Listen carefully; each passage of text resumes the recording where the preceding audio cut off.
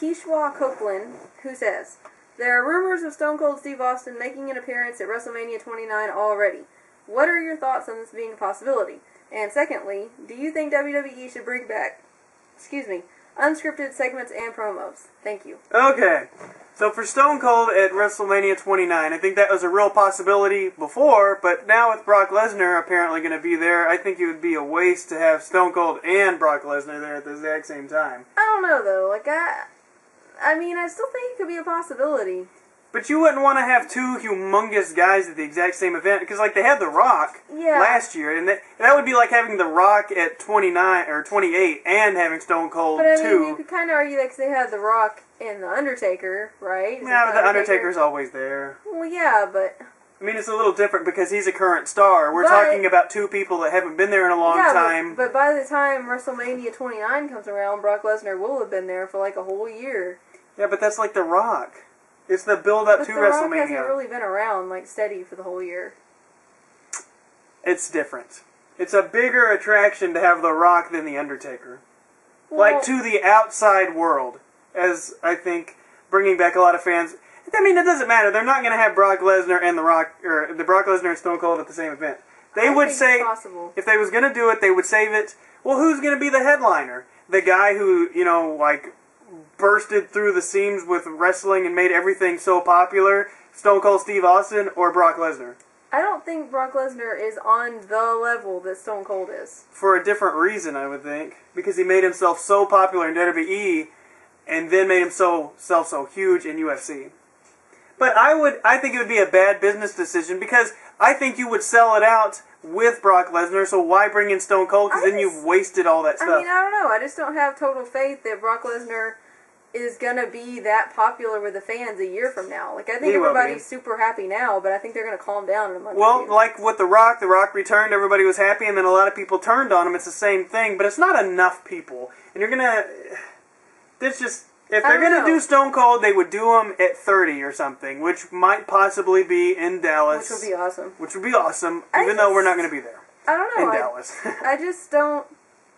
I don't have as much faith in Brock Lesnar as everybody else does. Like, it doesn't matter if you have faith in Brock Lesnar or not. The fact is, he's a huge megastar that's going to draw a lot of interest. He's as big as Stone Cold. In different ways in 2012, yes.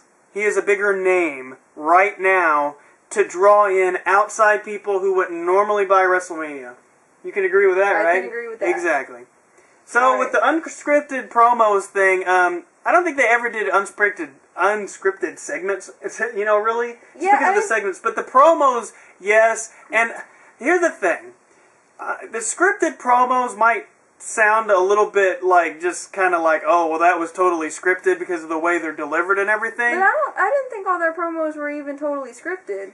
Well... I mean, they never have been, right? Well, they weren't before, but now they have the writing team, and apparently they are. Oh, they're completely scripted Well, now? that's what the popular belief is. I don't think so, because, I mean, I think there has to be some improv. A little bit.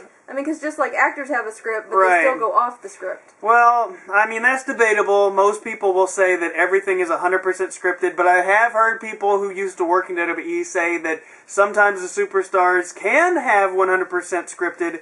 They can have as much or as little as they would like, or as asked for. Well, that makes sense. But the popular belief amongst the majority of fans is that, well, every single solitary second is scripted, which almost sounds a little bit crazy. But, you know, back in the day, apparently, everybody pretty much had almost free reign.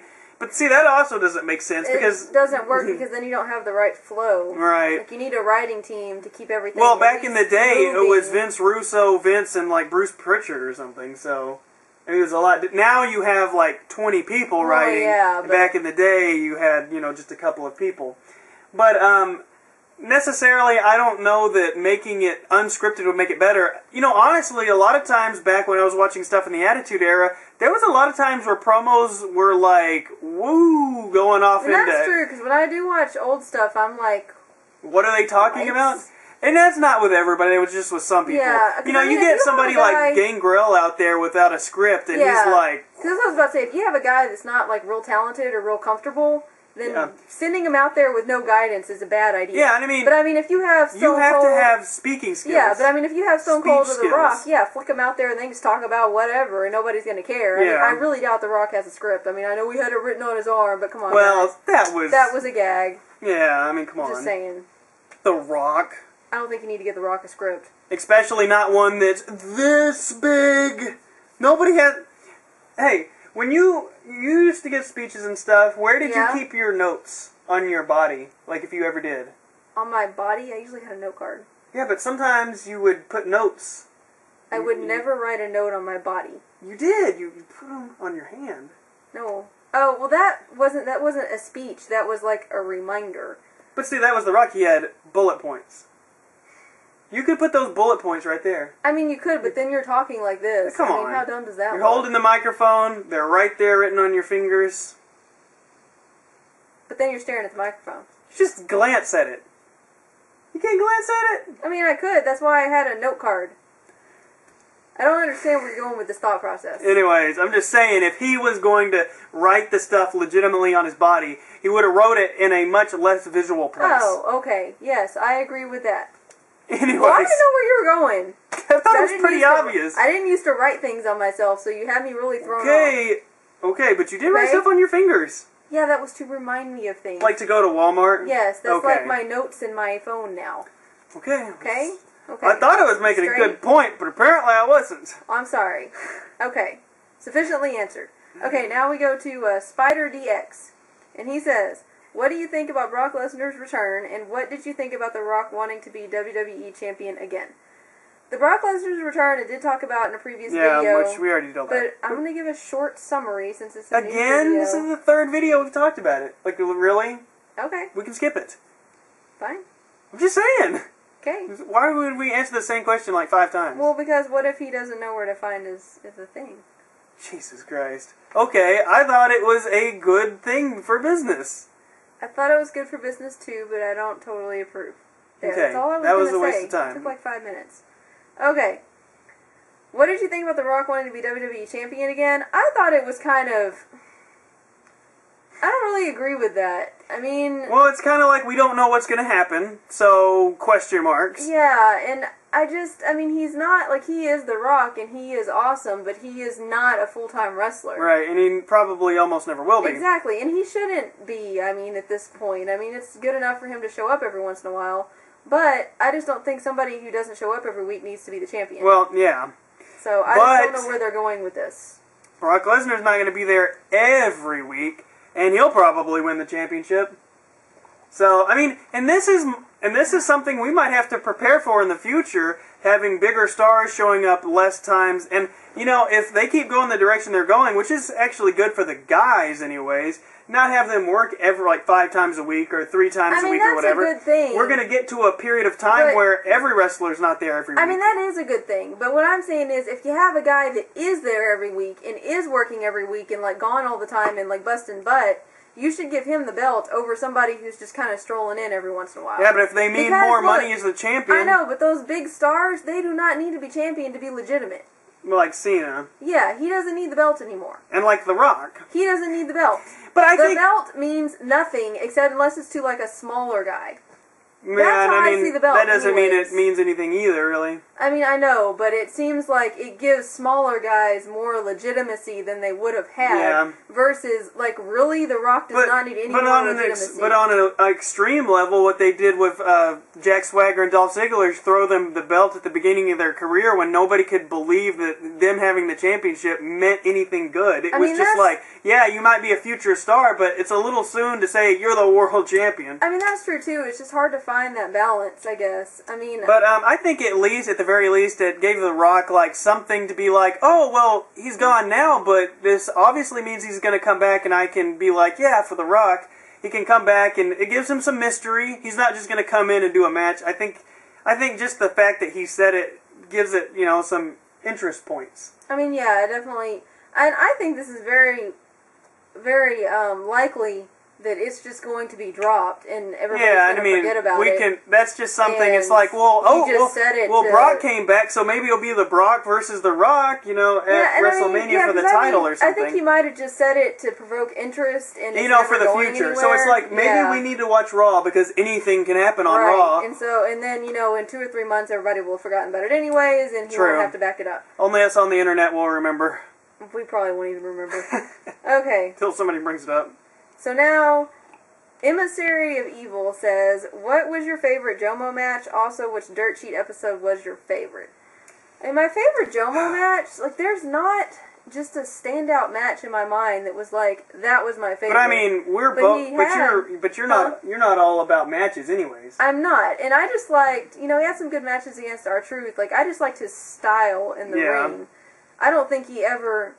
To me, Shawn Michaels. Has had a big enough career that I can pick out and be like, well, that match was my favorite. Yeah. And John Morrison really didn't, because he didn't ever have a match where he was, wrestling against another huge star, and there was this big deal about it, and there was this huge build-up. It was kind of like he was just doing stuff with the stuff with CM Punk was obviously good. Yeah, and the stuff he did with R-Truth was good. That was okay. I liked him together on a tag team together. I liked that, too, but I just... him with Dolph Ziggler was always awesome, though. That's true. No matter what it was. But, there's just not this one match that was an epic moment in his career, because his career wasn't so far, it's epic. been... Yeah. As far as the Dirt Sheet episode, for me, the rap one with JTG, where they was making fun of Crime Time or whatever. That one was hilarious. Just a couple of mofo ones or whatever, that one's my favorite. Yeah, that was hilarious. That's probably my favorite, too. So... Yeah. Alright.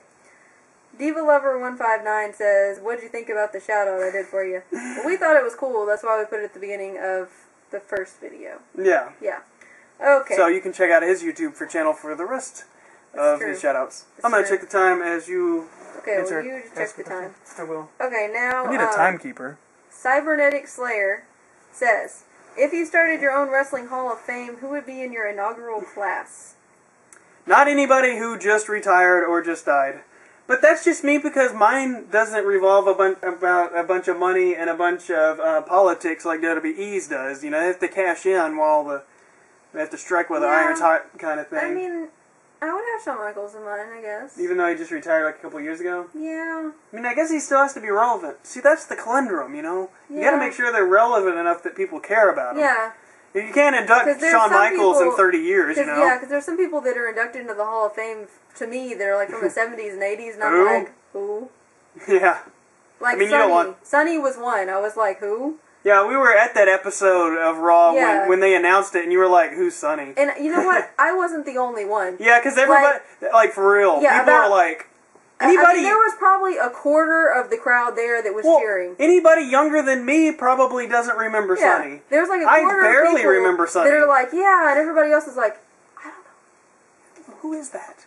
Yeah, so... Raw had red, white, and blue ropes? What the heck is... They didn't have a Titantron? What's going on here? I know. It's like the Twilight Zone, man. So, But I wouldn't be very good at picking that. I wouldn't either. I'd put in Macho Man. Yeah, he's good. So, you got Macho Man, I got Shawn Michaels. He would be in my inaugural one. Sure. And I guess Laine Poffo would do the speech. I don't know. Okay. Alright. WolfXY2J says, Chronix and Crystal.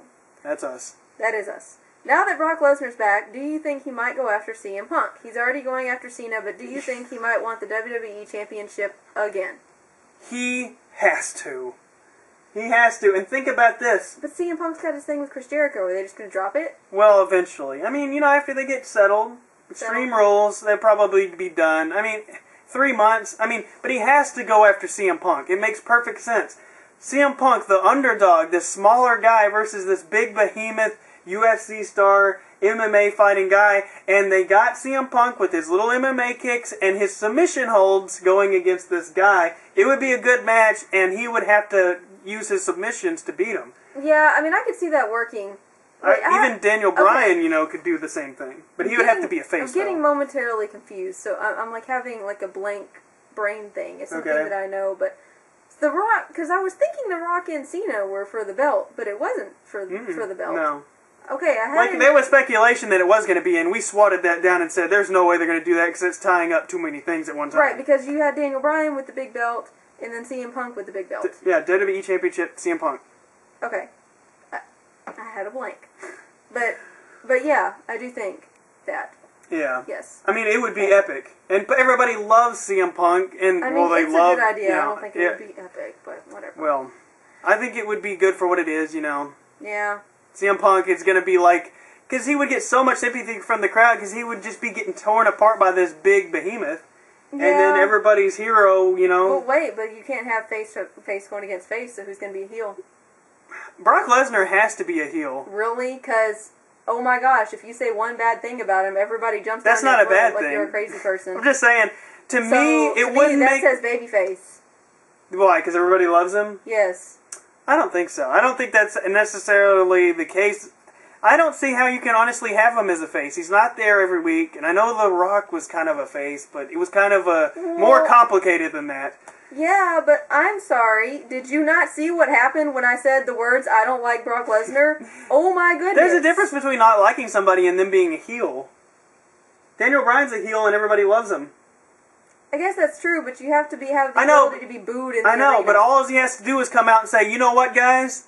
I left the WWE because y'all are a bunch of nobodies. I went and made a huge name for myself, and I destroyed legitimate fighters. And now I'm back here at this I'm wrestling. Just telling you, from what I saw in my comments, I would be like, yeah, Brock, that's listen. Okay. And you show a picture of CM Punk on the Titantron with his no ab having self, no muscles, average Joe looking little douchebag that's 6 foot tall, and be like, look, I'm Brock Lesnar. I'm a world champion. I can wrestle. I have beat everyone in this entire world. Look at this guy.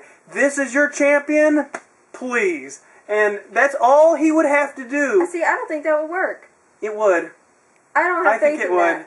Because, what did I say?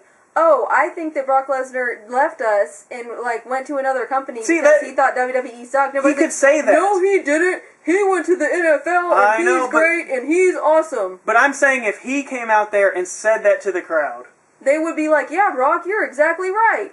Well, because everybody apparently agreed with that. Well, I know, but not every single wrestling fan in that arena is going to feel that way. I don't have faith in him being able to be a heel. We'll see. He will so do it. I mean, I just can't see him being a face. I'm sorry. I just don't see it. I don't see him being a face either, but, I just know that people are just defending him to the death, so... I know, but things will change. They'll still defend him, even if he's a heel. They'll still love him. But he'll get general boos from the crowd. I don't know. I just don't know. We'll see. Okay. I'm pretty sure that's exactly what's going to happen. Okay. By my speculation. Okay. Yeah, you're pretty sure by your speculation. Okay. That's all anybody is. That's true. Okay, also now that Triple H and The Undertaker are done, do you think The Undertaker will go for one more run as world champion? The Undertaker? Yeah. Absolutely not. Yeah, I don't think so either. He does not need it. Doesn't want it. I don't think he even cares. I can't even believe he won it last time at WrestleMania 25 or whatever. I think I think... He doesn't need that. Now that I've thought about it, I do think it's a possibility that he's just done and that he quietly retired. Or that he's going to keep showing up once a year to do the streak thing until that ends. But I don't think he cares about the belt or really anything. There's just nothing. I think he cares about his streak matches, but I really don't think he cares about anything else. What's it going to add to The Undertaker's career if he beats Daniel Bryan for the World Heavyweight Championship? Yeah, his career is basically done. He's, accumulated? No, I don't know what I was going to say. Acclimated? He's come to the top. He has come to the top. King of the Mountain? King of the Mountain. So he doesn't need the championship. Yeah. Okay. Last question. Do you think Daniel Bryan is going to snap at AJ for losing the world championship? He did on SmackDown, so... And their relationship will end. Because it looks like he's heading down the road Cole did last year. Well, you could let me finish the dude's question. Okay. He did it on SmackDown? Yep. Okay. Break up. So they are broken up? Yes! Did you not watch my SmackDown review? It said, broken up. All I did was watch Teddy lick the couch. Oh. Teddy watched SmackDown. Oh, Teddy. Going to tweet about it? Teddy has a Twitter now. Yeah. You can find Teddy at MXW Teddy. Teddy! And he loves to tweet. He does love to tweet. Alright, so continue. Oh, okay, we have enough time? Yeah, I think so. Alright, time person. We good? Yeah, we got like 10 minutes. Okay. Angel WWE Fan 25 says, Brock or The Rock? Cena sucks. The Rock, I say. I'll say The Rock too, even Okay. though he's probably not going to be here, but whatever. Alright. Okay, now, Taker is awesome. Says, Taker is awesome. have you met... You say that every time I say his name. That's how you say it. Have you... That's how you pronounce it. Have you ever met any wrestlers? If so, who? And also, will you ever say what your real names are? I understand why you might not want to tell. Okay, met any wrestlers. I met Jerry the King Lawler. I shook his hand. It was awesome. I screamed. And he looked really at you like loud. you were stupid.